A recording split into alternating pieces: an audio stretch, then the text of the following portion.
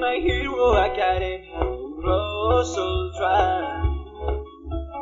Manga, anime, news and more. Plus Ultra. Okay, so hello and welcome to the My Hero Academia podcast. This is episode 106. This week we're going to be going through manga chapter 273. We also have 3 emails and a little bit of news. Today I am here. My name's Sophie. With me is Kendra. Hello. And James. Hi. So before we start into the podcast, we just wanted to say a little bit about the current events that are going on, not just in America, but are being, like, the echoes are being felt worldwide. And we fully support the Black Lives Matter movement and everything that's going on. Just wanted to say a quick little note to everyone out protesting. Do your thing, do whatever you think's best. But just please try and stay safe. Coronavirus is still out there and people of ethnic minorities are much more at risk of catching coronavirus. So try and be careful and keep the safety precautions in place. Because by doing this great thing and showing solidarity and trying to change something that really, really needs a change, you could be putting other people and yourselves at risk. And that's all. So now, on to the news. Oh, yep, just really quick right off the bat is that the voice actor for Bakugo, Nuboku Hiko Okamoto, I apologize for mispronouncing that, he's taking a 1-month hiatus for throat surgery, but hopefully he'll be back to work soon. Oh, he's also Rin Okamura in Blue Exorcist, because he was diagnosed with scarring on his vocal cords. Luckily, though, I guess did they say when the next season is coming out? Because at least, like, right now, it's a good time for him to be taking a break. I think they just announced that there will be a season 5, unless, James, you've heard. I think I heard they started production already. That's what I was, like, thinking that maybe. Okay. Bakugo can just, like, be on a bus. Like, he can be away for a little while. But I wish the best to him. I hope he's doing okay. And I think that was all my news. James, what do you got? All right, so last week GameStop had this sale, and on one of the sales they had this, what they call the My Hero Academia Collector's Box. And it's a pretty cool little box for what you get. You get, like, one of the things you do get is, like, a pint glass that has Deku on it, some vinyl, like, decals that you can put on your vehicle, which I'm going to do pretty soon. A little Bakugo keychain. It's like an enamel kind of thing. And the coolest thing is the All Might beach towel. It's like a 6-foot long beach towel with All Might on it. That's like the best part of it. Yeah. That's amazing. What is All Might wearing? Is All Might wearing his no, he's wearing his hero costume. I wish he was wearing his stripy swimsuit. That would have been the best. And posing for the ladies. Yeah. Is there, like, a bed, or what do you call them, a body pillow of All Might? Because I would buy that. I don't know. We'll have to find out. But you also get, like, one of those stress squishies, but it's Aizawa in his sleeping bag. That is cute. Yeah, and, like, the headband from the cavalry battle. And then one of the coolest figures, you get a Nezu vinyl figure.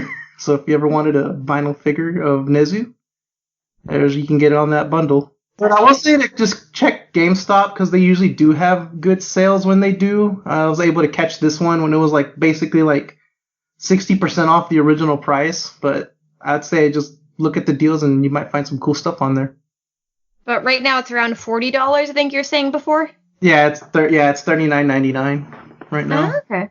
And we also do have an author comment from Horikoshi talking about how I want to take classes at the Jump School of Manga too. I'm jealous of everyone who gets to do it. And you might wonder, what is he talking about?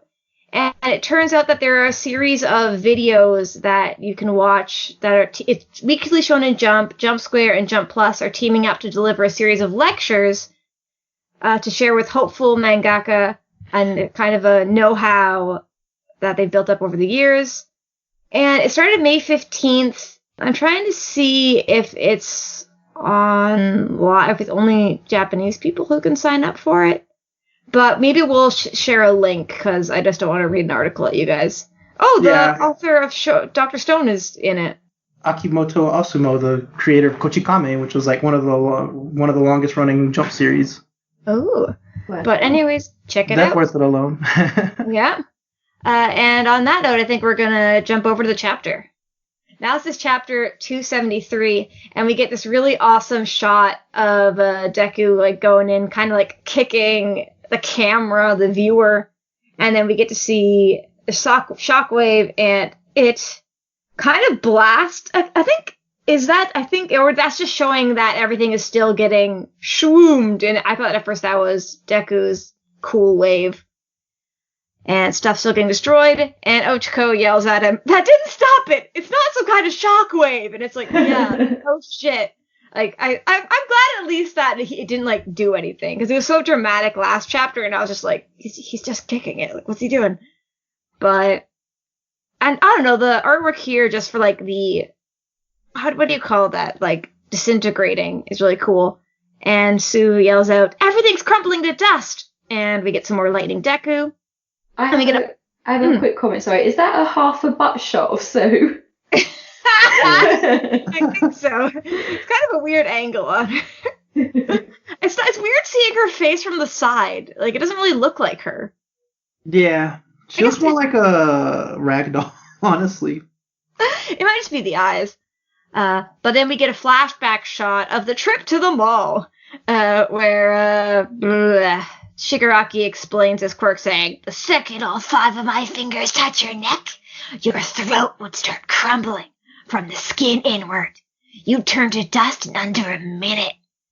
Yeah, that'd be, I guess, like, if your heart, like, disintegrated, I guess you just die. You wouldn't really have to wait for the rest of you to go away. Yeah. Yeah, that, and I mean, you wouldn't even need to wait if it went from the neck. Oh, true. Yeah. But I remember, I like this, like, retro Shigaraki. It was like he needed all 5 fingers. We were like, oh, so dangerous. And this is a really cool, like, reaction shot. I guess it's kind of what do you call the dot things that they put on it? Screen tone. And he goes, "Oh, it's Shigaraki!" And in comes Todoroki to say to the dough, he does, heaven-piercing ice wall! He goes, whoosh! And it looks pretty. I think we see a little bit of it disintegrating, or, like, cracking. Mm-hmm. And we see, like, everything else is still getting destroyed. And Burnin yells out, "Run, people!" And yay! We get to see Bakugo saving somebody, and he's just holding on to the kid by his shirt. And it's very cute. I, like, didn't notice, and I read through it at work. Ochako is carrying a bunch of people. Yay! So is Sue. I think Sue has a baby or something. This looks like a baby. Yeah, Ochako's got 2 older people, so I'm assuming that Sue's carrying their grandchild. Oh, true. Ochako's really manhandling either those grandparents or those parents. They're like swinging them around. Yeah, but I mean, Tarzan swing. Bakugo carrying someone by their top with his teeth is possibly more questionable. What if the shirt rips? Yeah, they just fall It's out. amazing. I'm trying. Oh, like, that's his body. That's Bakugo's body. Because I was like, his hands are back there. What's the part behind the kid? But that's just his body. And Burnin is trying to get through, yelling, "What's up at the hospital? Somebody please respond! Endeavor! Ryuko!" And we get to, like, Todoroki's just kind of reacting to his ice being disintegrated. And, oh my god, Niyumi? What's her name? Oh my gosh, I can't believe I just...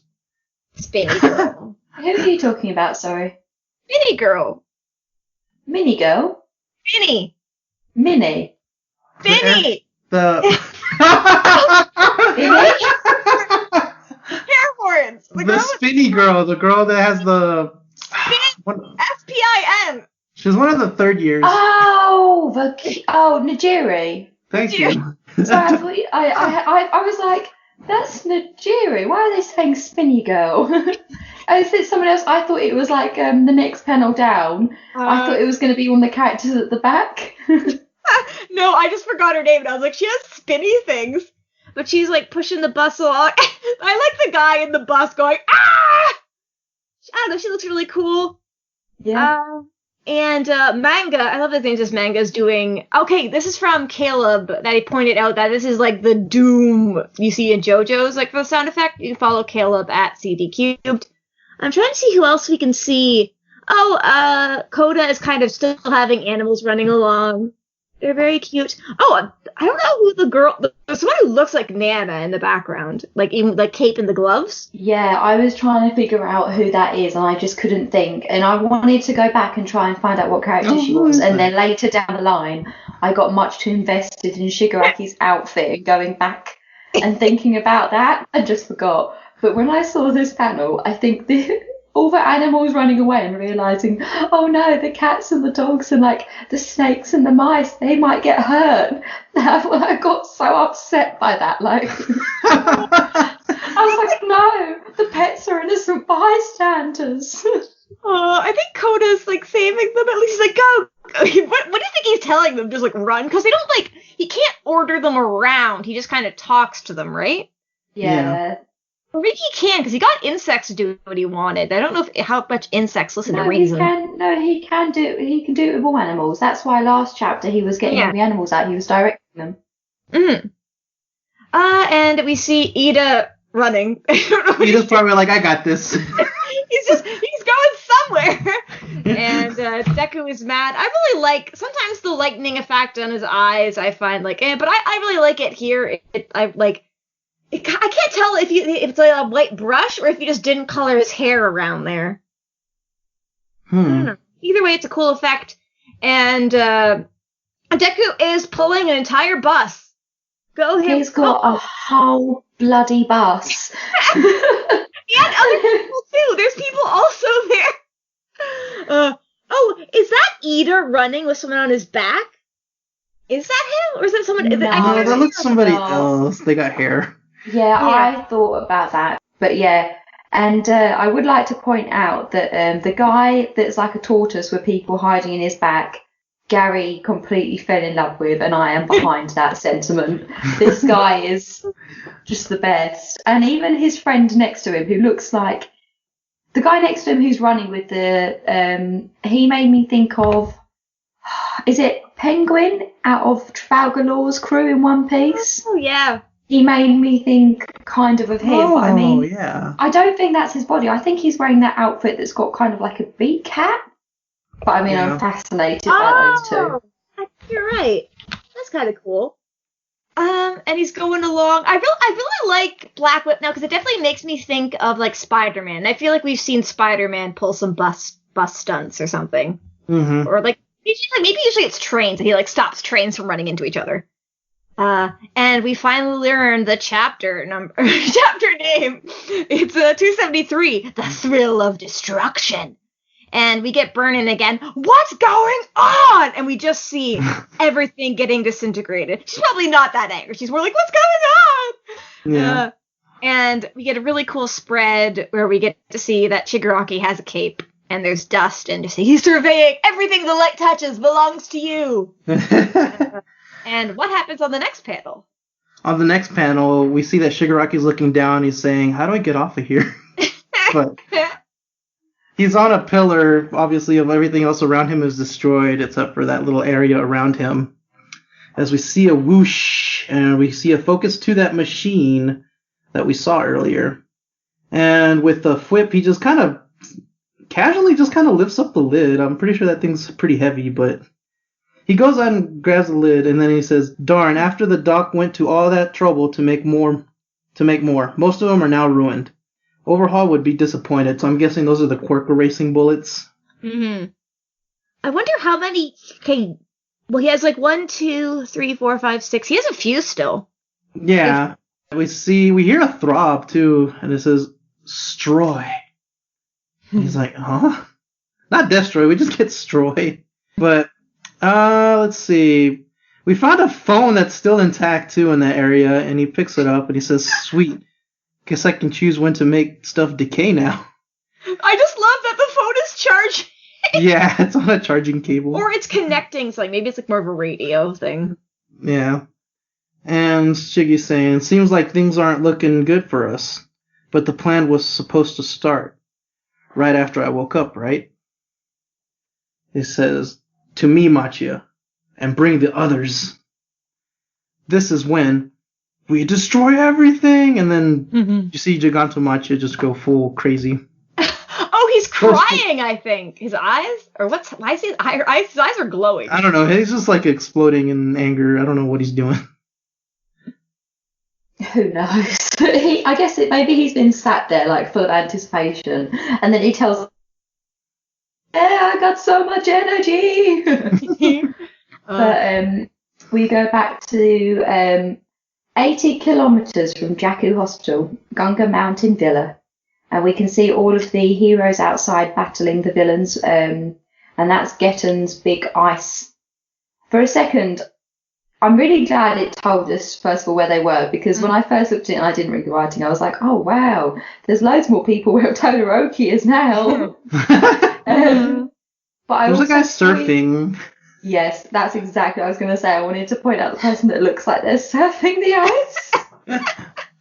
ice. There also looks like there's someone who could be water bending. I mean, I know that they're not going to be, but they look like they're all like earth bending. Yeah. And then we move on, and we see Tokiyami fly through holding hawks, and he flies over Fat Gum, who is startled. In fact, I was like, whoa, hold on a sec. Tokiyami looks back and he's like, Fat Gum!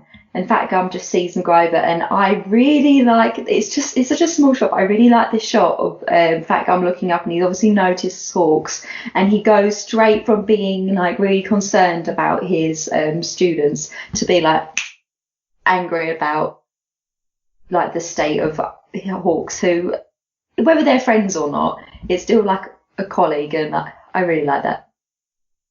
The shot and the anger. Oh, I want to see Fat Gum kick some butt. Yes. And he says there should be medics in the rear guard. Go there. And Tokiyami's just like, Roger that. He's gone from student to military man. And we get some more cool shots of the heroes fighting in the ice. And some guy with a big pointed chin saying, you okay, Cementos? He says, yes, I'll bring down that ice mountain in a moment. Mount Laudi is furious. She's punching some ice. You jerk, that really hurt. So cubed or crushed, what'll it be? She's like right at Gitan too, right? Yeah, she's getting her ice puns out with her anger. We go back to the rest of the heroes. And they're saying, following Mount Lady's wake, we're still in control here, so keep rounding them up. And then one guy who I thought we'd seen this guy before because of his headdress, but I don't think we have. He said, hang on, didn't you capture Himiko Toga and Mr. Compress? And the guy just turns round and knife to the throat. Oh, snap. Yeah. Instead of shanking, it's a shuck. It's something. Shuck. And then just runs through and is just cutting up people left, right, and centre. And then we see Darby jumps down to Mr. Compress, who's just watching everything. Look at his little hands! What is he doing? He's like crouch hiding. I thought he was standing up, but that's so cute. It's like It's either cute, It looks like he's or looking. good planning. I don't know. but you can see his head. It's not good hiding. Sorry. Whew. James, what were you going to say? Nothing. Go ahead. And Dabby leaps down and says, Mister, where are the others? Mr. Compress continues, Dabby, where did you run off to? You're meant to be a lieutenant. Like, yeah, and you're supposed to be doing something, but you're not. And Dabby just, so are you. The whole regiment system doesn't really work when they caught us off guard. Anyway, want to blow this joint? When I read this, I just read it as, do you want to blow a joint? And I was like, what is happening? And Mr. Compress and then continues, I believe twice was killed. Alas, I tried but failed to stop her. Even though jumping into the fray was tantamount to suicide, I've never seen little Toga lose her cool like this. Not the time to be patronising, Mr. Compress. You're hiding. Mm-hmm. And then we see Toga just continuing to just slice people up as she runs through, barely seen. And then a lot of people on Twitter have been pointing out the beauty of this next panel as Toga then galoops up saying, "Hard to keep living. I want a world where I can live nice and easy.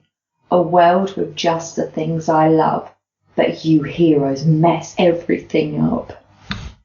And there are some really cool shots here. So we can see her running past a lot of people. We see Gang Orca, but Gang Orca doesn't look like he's been cut by her, and he's currently taking out another villain. So I think he's just there when this is going on. So maybe we'll get to see some Gang Orca action.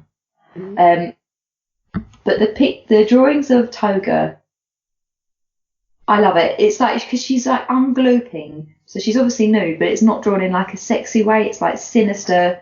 She looks mad. It's very good. It's very cool, and I like that.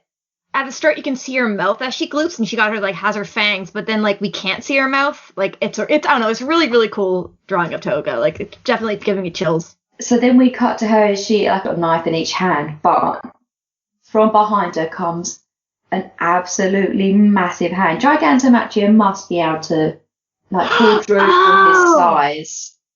Because that is so much bigger than we've seen him before, as far as I'm aware. That or Toga's just gone tiny, but I really don't think that's it when you look at the rails and things behind. And this one massive hand comes out of the ground. And then we cut back. He says, "Meanwhile, back at the ruins of Jakku Hospital." And we see Endeavour, and he just plummeting through the sky on fire towards Shigaraki, who is standing there in a very Dark Lord Sith kind of way, turning round. He's kind of if you swapped his phone out for a goblet of wine, he could be in Game of Thrones. Or a lightsaber, but yeah, give him a goblet of wine. And where he got this cape from, it actually kind of looks to me like the cape is being held on by pearls. Oh, I think Caleb pointed out that it is the visor dude. Exodus. Cyclops wannabe, Exodus. I was like holding my hand over my eye, like that would help you guys too. That's good. Yeah. But Endeavour is screeching towards this, going, "Shigaraki!" And Shigaraki just looks at him nonchalant, whatever. "Number one, you're one hell of a wake-up call." End of the chapter. Next chapter hits June 7th. Woo!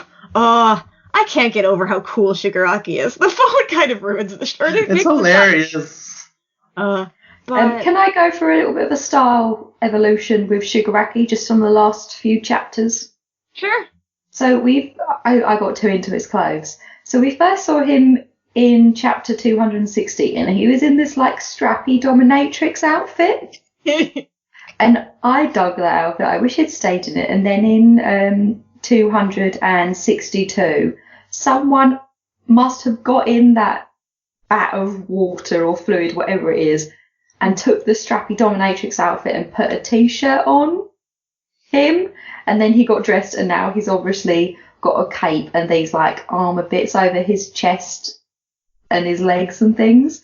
But I mean, I just wish he'd kept the dominatrix vest. That's it, no more. I can't get over the pearls. That's the funniest thing. But is it okay if I go first talking about the chapter? Please. Yay. The art's amazing. I like Horikoshi is really good at drawing like buildings being destroyed.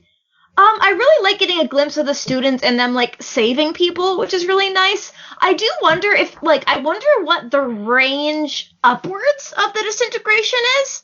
Like, I wonder if Ochiko might be like kind of the natural enemy if she can like float people up and then it high enough that it doesn't affect them or something. And then I wonder, since Nana's quirk was float, which is also like that, so if Deku could just like fly above the disintegration or something, that might be interesting. But because I definitely feel like Deku's gonna unlock like a few other quirks in this fight.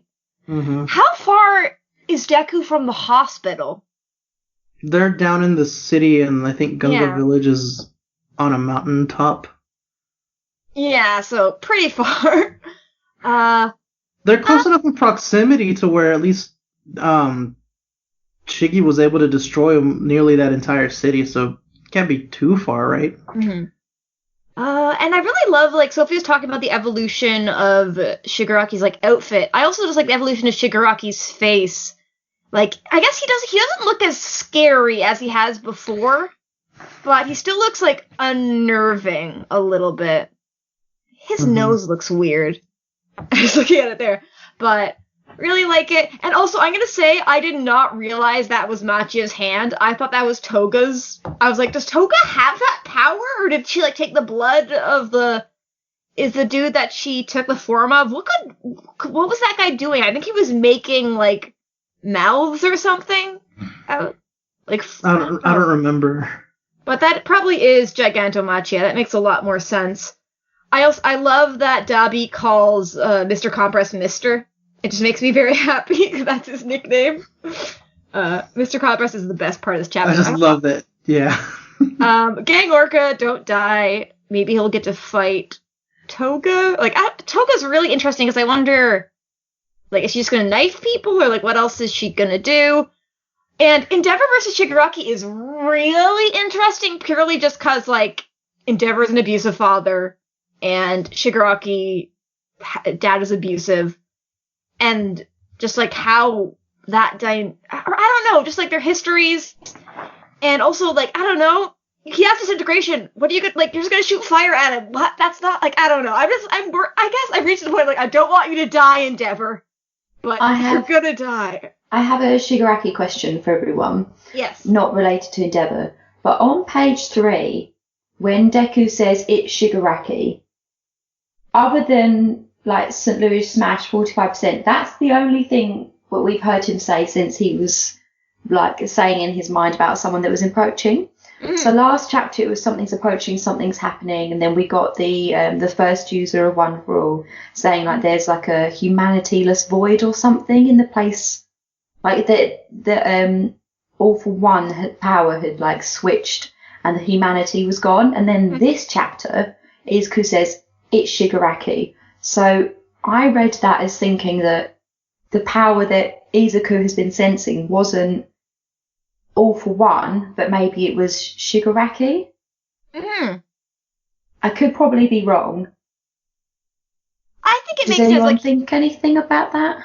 Because definitely, like, the voice is saying, like, there's the Ascended One or something. And I think it makes sense for him to realize, like, shit, that is Shigaraki now. Like, I don't know if he's realized it's transferred, but he might just realize that that's what the Ascended One is, so that it's connected to that. So I wonder if he might start running for the hospital, or, because, yeah. But then again, we don't know that it's transferred, so maybe he's just saying it's Shigaraki in relation to the dust. I'm probably overthinking it, but... He's probably maybe just saying it for the dust, but then, like, I think we're gonna get, like, a Deku mumbling panel of him, like, logicking it out. And just, I don't know what he's gonna do. I don't know how you stop. How long does it go for? That's just, like, I don't know. Because is this further than... It's definitely further than what Shigaraki did at that city. Deka City, I think. Deka City? I don't know, because we haven't seen a far away shot. We've seen a away shot, but it doesn't appear to be as far away. And also there's, on, like, page 7 where we see Shigaraki on his, like, weird techno stump that is left there. There's still a lot of, like, ash and smoke, so we can't see that far. Like, on 6 we can see the town and stuff, but we can't see the calf line. It took me a long time to get to that point. And I know the Exless dude, he was, like, right by Shigaraki, and we don't see his body. I didn't like him that much. I'm kind of hoping he's still alive, like, he's hanging on the other side being like, shit! But he's probably dead. But anyway, Sophie, I interrupted, sorry. James, you were next. What did you think of the chapter? I liked it. There is one thing I did notice. What page is that? Page 9. I just noticed that Shiggy has some fingers missing. I forgot about that. Oh, yeah. But they did show that little detail. Also, I wonder what's the deal with that secret voice, too, because someone's telling him to destroy, apparently. Yeah, it's funny. My first thought was of, like, Troy Bolton from High School Musical, and you just hear it saying, Troy, that's your real name! Yeah, I wonder what that is. That maybe... Because, okay, so Deku has that voice in his head. Is there also a voice... Because now it's transferred, so now he's kind of like Deku, that the power has been passed on. So maybe there's a bit of All for One in it? So we don't know that it's completely been transferred, but the other thing is that we do know that there's something not... Like, there's something unusual going around in Shigaraki's mind anyway, because he had those very abstract flashbacks a few chapters ago where he was, like, topless walking through an upside-down world with the memories of his family. So it's hard to know what's going on with Shigaraki that's, like, that is legitimately him, what could be a mental health issue, what could be, like, any subconscious problems, or what could have been created by All for One. Mm-hmm. And I do love the background of kind of, like, the dust behind him as he's saying, like, seems like things are looking good for us. Just looks really pretty. Yeah, I also like that he still says he's, like, sweet.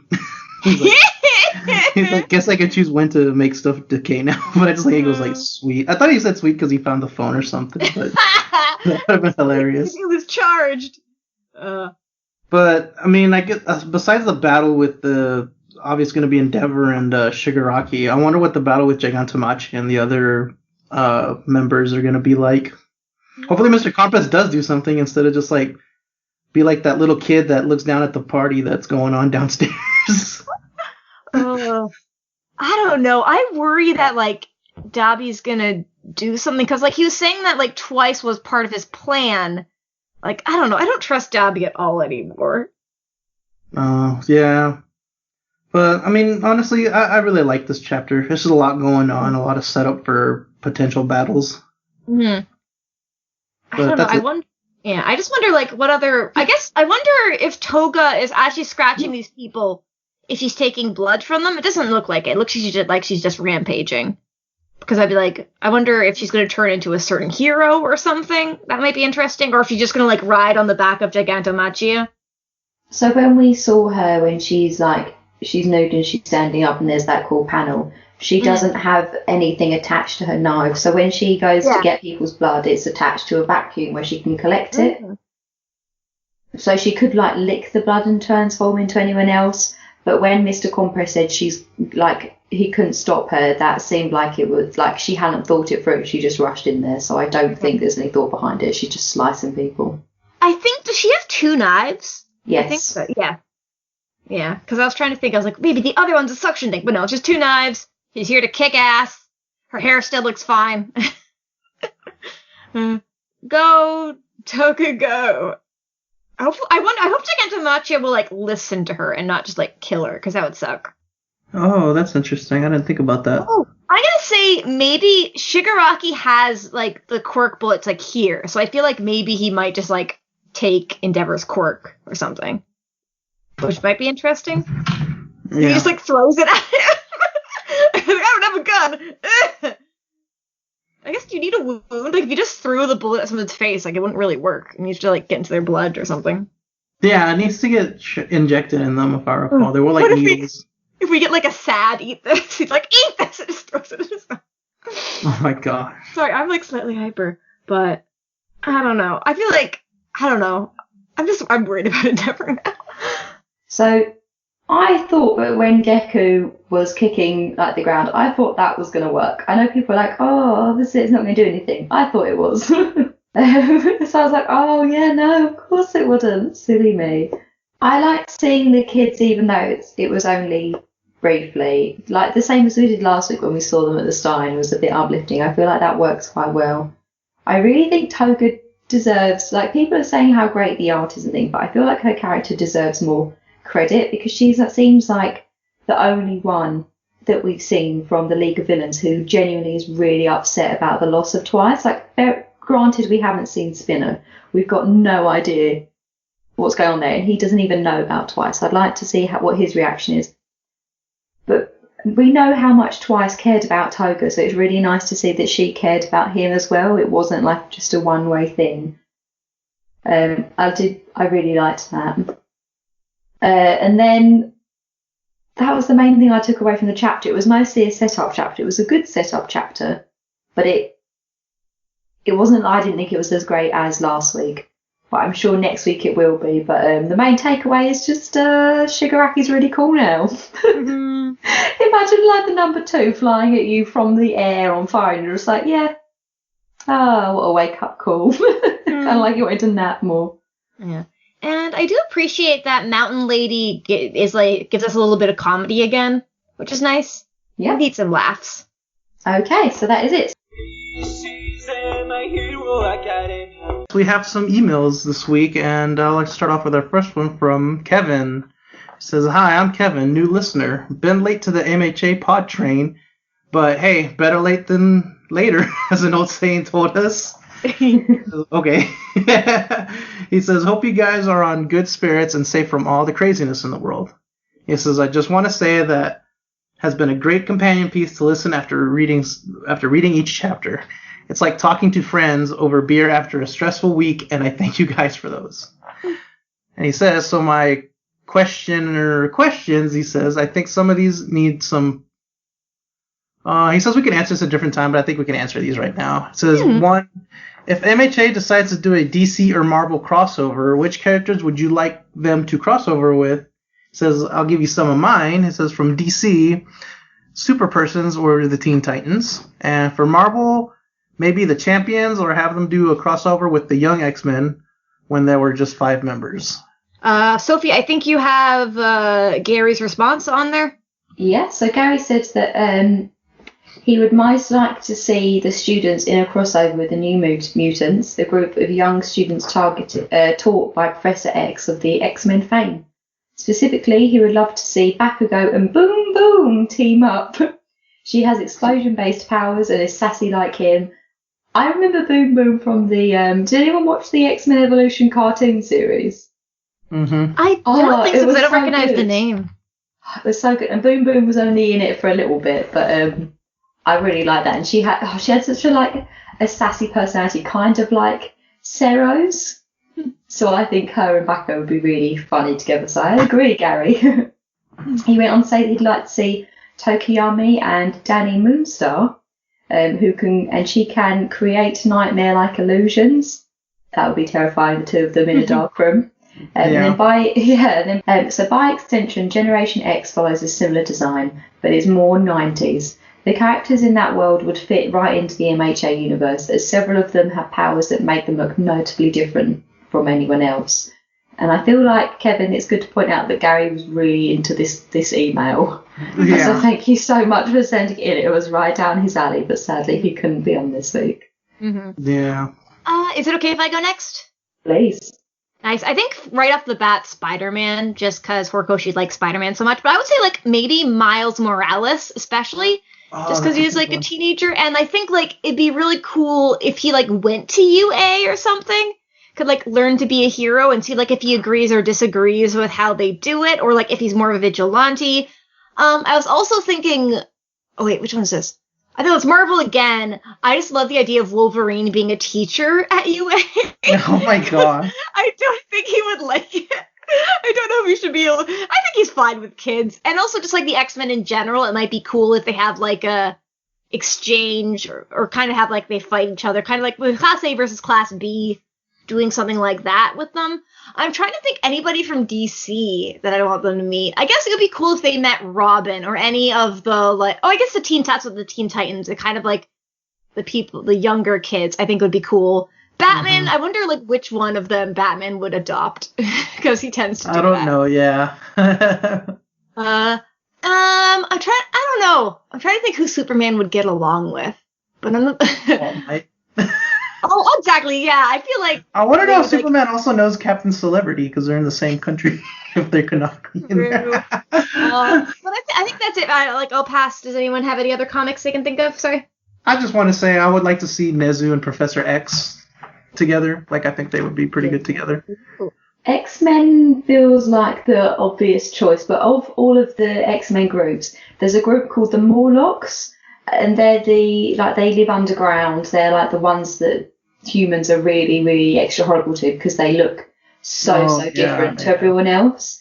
And I know I keep saying that I want to see more in the My Hero world about how people that look physically different are treated, but I'd really like to see them more like a Morlock style interaction crossover.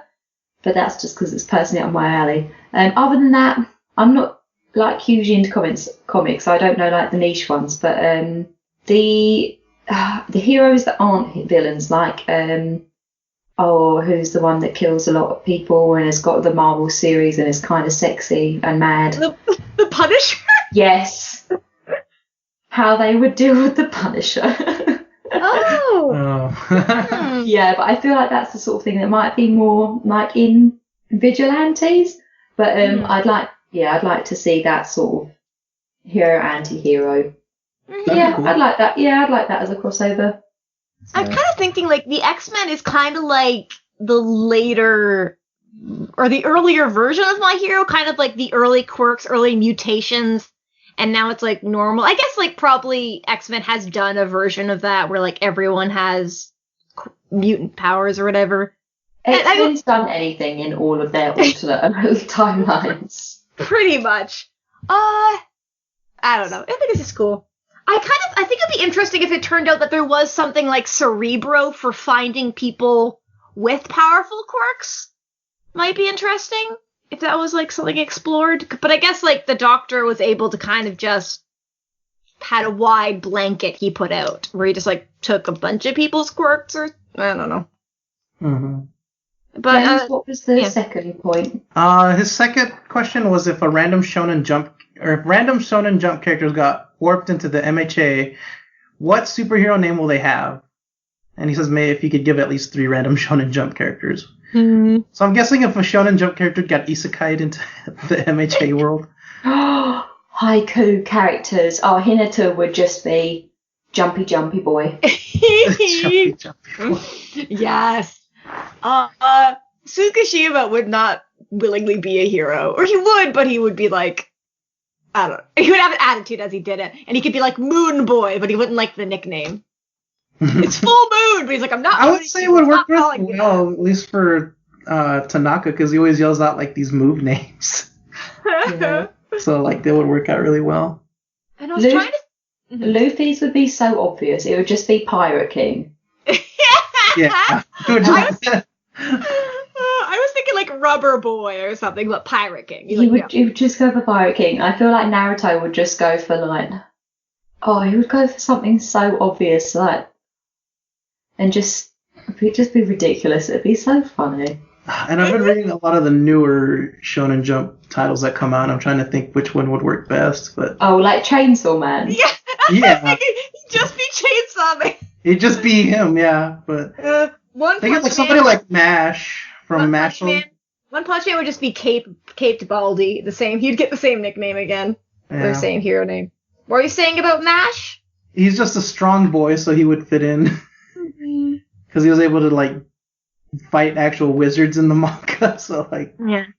I'm trying to think for Promised Neverland what Emma's hero name would be.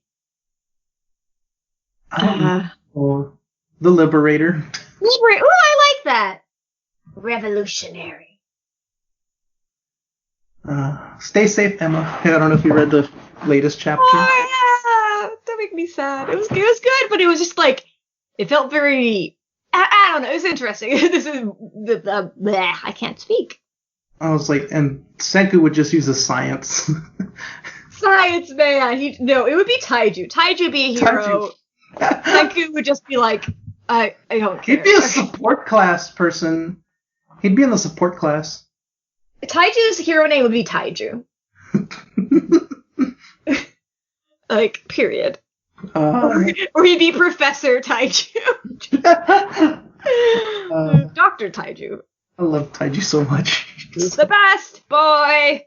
And what was the last question? The last question is, why is it not pulled up, James?